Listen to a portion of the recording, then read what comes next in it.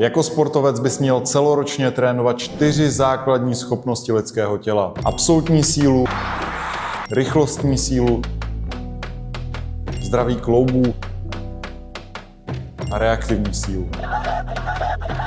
Každou z těchto složek bys měl zařadit do svého tréninku úplně každý týden. Při tréninku absolutní síly je důležité zvolit komplexní cvik, který ti vyhovuje a hodí se k tvému sportu. U rychlostní síly je cílem mít v tréninku cviky, kde se snažíme provést pohyb co nejrychleji se submaximální váhou. Obě tyto metody, které jsem již zmiňoval, tak trénují primárně nervovou soustavu. V tréninku kloubů je tvým cílem neustále rozvíjet jejich rozsah a kvalitu pohybové tkáně u kloubního pouzdra. Úroveň reaktivní síly ovlivňuje vytrénovanost tvé nervové soustavy a pohybových tkání. Pro snížení rizika zranění a zlepšení výkonu je důležité se zaměřit na trénink pohybových tkání u všech partií, které jsou nejdůležitější pro tvůj sport.